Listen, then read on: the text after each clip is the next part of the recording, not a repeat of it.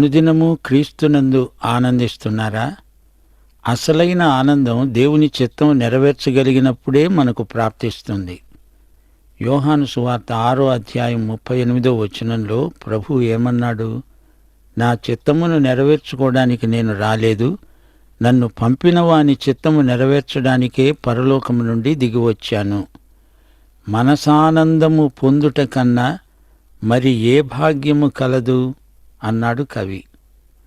1 పేతురు 4వ అధ్యాయం 1వ వచనం, క్రీస్తు శరీరమందు శ్రమపడ్డాడు గనుక మీరు అట్టి మనస్సును ఆయుధముగా ధరించుకొనండి. ఫిలిప్పి 2వ అధ్యాయం 5వ వచనం, క్రీస్తు యేసుకు కలిగిన ఈ మనస్సు మీరు కలిగి ఉండండి. 1 కొరింథీ 2వ అధ్యాయం 16వ వచనం, ప్రభువు మనసు నెరిగి ఆయనకు బోధింపగలవాడెవడు? మనమైతే క్రీస్తు మనసు కలిగిన వారము. యెషయా గ్రంథం 40వ అధ్యాయం 13వ వచనం, యెహోవా ఆత్మకు నేర్పినవాడెవడు? ఆయనకు మంత్రి అయి ఆయనకు బోధపరచిన వాడెవడు? శ్రోతలు, యేసు మనస్సును కలిగిన వారే ధన్యులు. ప్రియ శ్రోతలు, మత్తయి సువార్త 25వ అధ్యాయం నుండి ఈరోజు మనం ధ్యానించబోతున్నాము. ఇది ఆలివ్ కొండ ప్రసంగానికి కొనసాగింపు. జాగ్రత్తగా వినండి. శిష్యులు ప్రభువుని అడిగారు, నీ రాకడకు సూచనలు ఏవి? 10 మంది కన్యకల ఉపమానం, తలాంతుల ఉపమానం, అన్యజాతులకు తీర్పు మొదలైన అంశాలు ఈ పాఠంలో మన ముందు ఉంచబడ్డాయి. క్రీస్తు వచ్చినప్పుడు అక్కడ ఉన్న ప్రజల వైఖరి ఎలా ఉంటుందో ఈ పాఠంలో చిత్రించబడింది. 10 మంది కన్యకల ఉపమానాన్ని సరిగా గ్రహించాలి. యేసుక్రీస్తు వచ్చినప్పుడు విశ్వాసులందరూ ఆయనతో వెళ్ళిపోతారు. మన అర్హతలు కాదు, మన యోగ్యతలు కాదు, అదంతా ఆయన కృప. 10 మంది కన్యకలు సంఘానికి సాదృశ్యం కారు, ఇశ్రాయేలు జాతికి సంకేతంగా ఉన్నారు. శిష్యులు అడిగిన ప్రశ్నకు జవాబు చెప్తున్నాడు ప్రభు. మరో మాట, ప్రభు ఇశ్రాయేలీయులను గురించి ఈ మాటలు చెప్పినప్పటికీ వాటిని మన వ్యక్తిగత జీవితాలకు అన్వయించుకోగలం. మత్తయి సువార్త 25వ అధ్యాయం 1 నుండి 13వ వచనం వరకు, పరలోక రాజ్యము తమ దివిటీలు పట్టుకొని పెండ్లి కుమారునికి ఎదురు వెళ్ళిన 10 మంది కన్యకలను పోలి ఉన్నది. వీరిలో 5 బుద్ధిలేనివారు, 5 బుద్ధి గలవారు.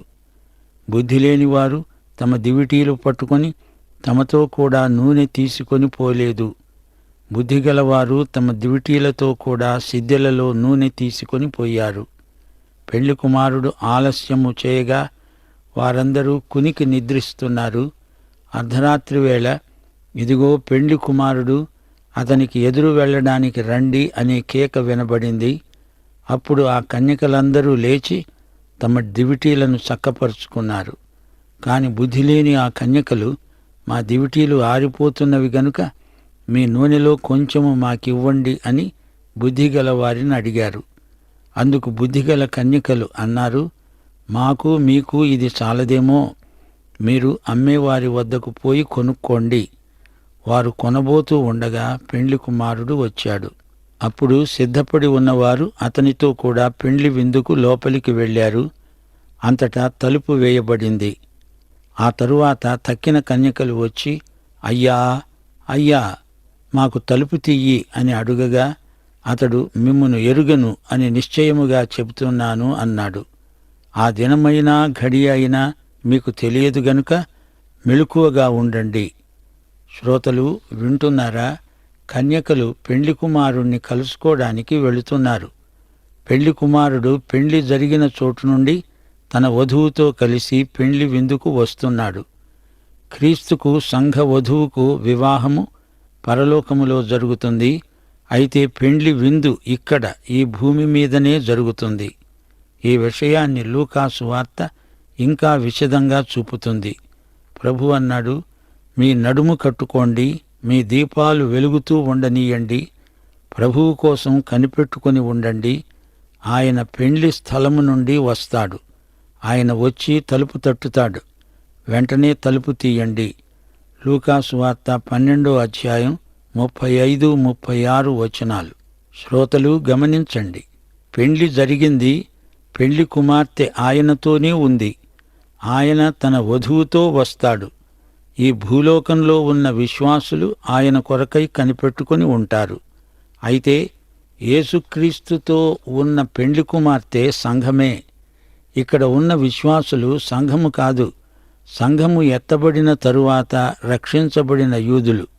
7 సంవత్సరాలు ప్రభువు తన సంఘవధువుతో మధ్యాకాశంలో ఉండి అప్పుడు భార్యా సమేతంగా వస్తాడు. ఇది జ్ఞాపకం ఉంచుకుంటేనే కాని ఈ ఉపమానం బోధపడదు. కన్యకలు 10 మంది. వారిలో సగం మంది బుద్ధిగలవారు, మిగతా సగం మంది బుద్ధి లేనివారు. ఎవరికి నూనె సరఫరా ఉన్నదో వారు బుద్ధిగలవారు, నూనె లేనివారు బుద్ధి లేనివారు. నూనె పరిశుద్ధాత్మకు సంకేతం. నూనె లేని వారికి దివిటీలు మాత్రమే ఉన్నాయి. వెలగని దివిటీలు గలవారు వేషధారులు.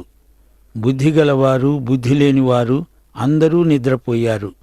అయితే నిద్రపోయే వారిలో కూడా సగం మంది మాత్రమే పరిశుద్ధాత్మ గలవారు.